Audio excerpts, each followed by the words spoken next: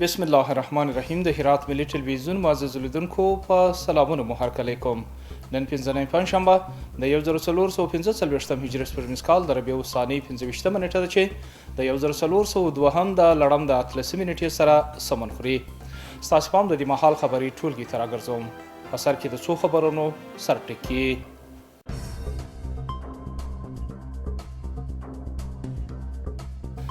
د کان او پټرولیم وزیر سره د هرات والی لیدنه. شیخ شهاب الدین دلاور د خپل سفر مخه د هرات د قانون څخه لیدنه وبلل.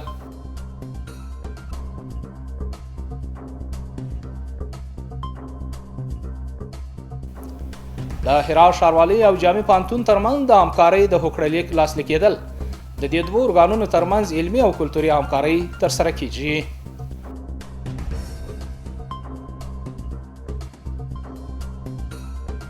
او د طبیعت غیږې ته د نیول شوو مرغانو خوشي کول. دغه مرغان د ګذرې په ولسوالۍ کې کشف او خوشي شوي دي.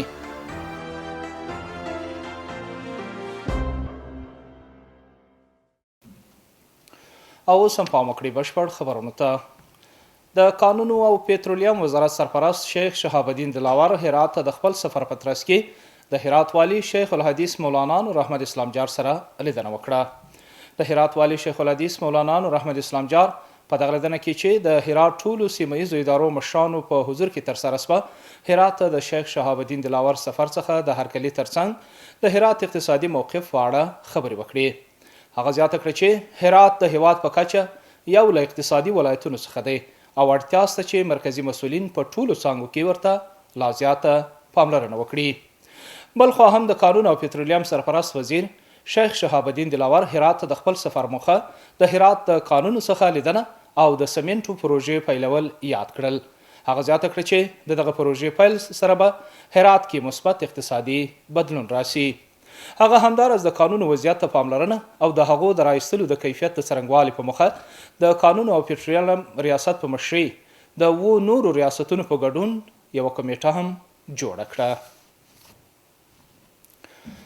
د هرات ښاروالۍ ریاست او جامع پوهنتون ترمنځ د همکارۍ دوه اړخیز تفاهم لیک لاسلیک شو.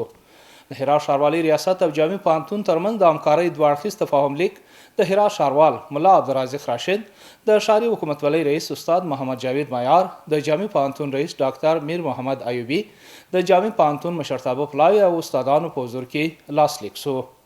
دغه تفاهم لیک د دواړو ادارو له وړتیاو او امکاناتو څخه د ګټې اخیستنې په موخه په ځانګړي ډول د کلتوري برخې د پیاوړي کولو او پوهنې د پراختیا، د ښاري ژوند د کلتور پراختیا، عامه پوهاوی او د ټولنې د عامه پوهاوی د کچې لوړولو، د اداري او مدیریتي فعالیتونو د ودې او اغیزمنتیا، د ښوونې د کلتور خپرول، د هرات د کلتور او هنري سبک سره متناسب د تبلیغاتي فضا او ښکلا، د دولتي بنسټونو او جامع پوهنتون ترمنځ د اړیکو پیاوړتیا، په ټولو اداري او مدیریتي برخو کې د پوهې او علمي مهارتونو خپرول او په عملي ډګر کې د نظري علومو د پلي کولو په موخه د هرات ښاروالۍ ریاست او جامع پوهنتون ترمنځ لاسلیک شوی دی.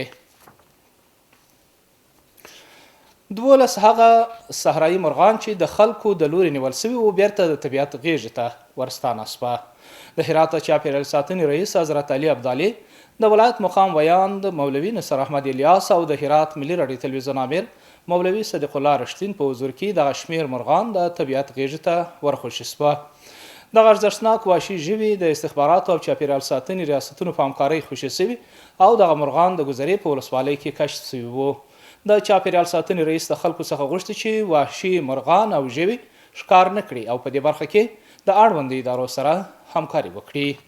د تیر یو کال په جریان کې تقریبا د 280 یا 300 پر شاوخوا یا هغه څخه ډیر پرندګان موږ ازادې فضا ته آزاد کړي دي چې تیر ورځ هم موږ یو د کوتان په نامه غټ مرغه دی چې هغه مو نیولی و، هغه مو هم تر درملنې لاندې زخمي و، الوتی نسو، نو هغه چې نسي الوتلی هغه موږ تداوي کوو، څه وخته پورې ساتو چې دی پرواز ته آماده سي، یعنې خپله وکولی سي چې والوځي. قیامت دقیق ما ته نه دی راته معلوم چې دقیق قیامت یې څو دی، خو قیامت ترینه مرغان په افغانستان کې نه په ټول نړۍ کې بازان دي چې دا عرب رانیسي په افغانستان او ځینې نورو هیوادونو کې رانیسي او د دې څخه بیا د ښکار په برخه کې استفاده کوي. په دې دې باندې بیا نور ښکار کوي د روزنې نه وروسته. لکه څنګه چې تاسو په جریان کې څه وخت مخکې ریاست الوزرا په حکم سره په ټوله هیواد کې د وحشي پرندګانو په مطلق ډول ښکار بند سو.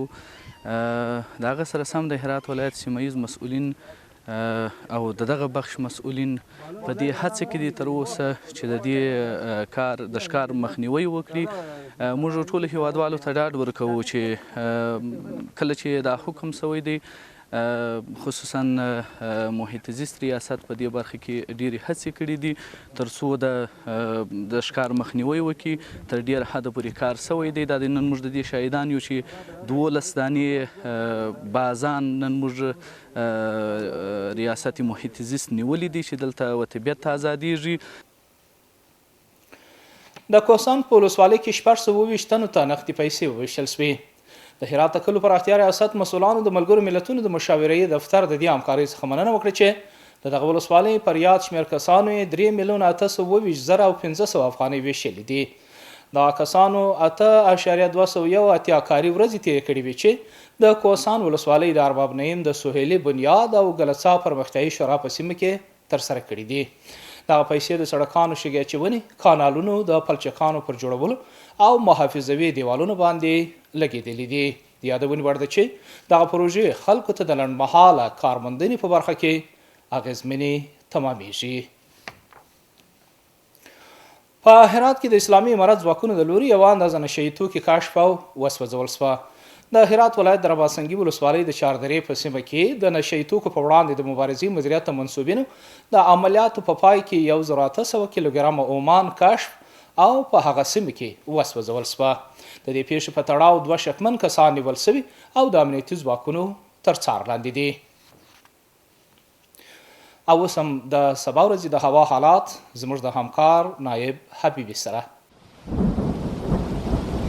ګرانو دوستانو د ما سلامونه ومنئ. شپه مو په خیر. اوس هم پاملرنه وکړئ د سبا ورځې د هوا اټکل. جمعه هرات ښار لمر 11 تیتای شپاژ، غوریان لمر 11 تیتای و، کراخ لمر 11 تیتای 15 او پشتون زرغون لمر 11 تیتای 9. محترم لیدونکو په همدې سره زموږ خبرونه پای ته رسي. اوس هم یو ځل بیا د څو خبرونو سرټکي.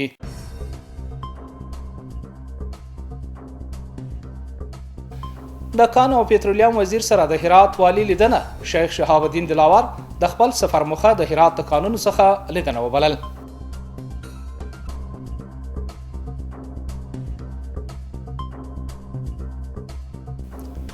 د هرات ښاروالۍ او جامع پوهنتون ترمنځ د همکارۍ د هوکړلیک لاسلیک کېدل. د دې دوو ارګانونو ترمنځ علمي او کلتوري همکارۍ ترسره کیږي.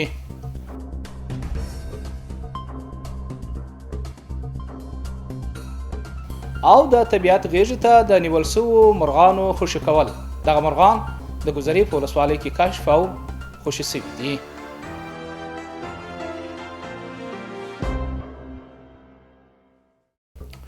محترم لیدونکو دا وه د دې مهال خبرونه چې ستاسو قدرمنو حضور ته وړاندې سوه.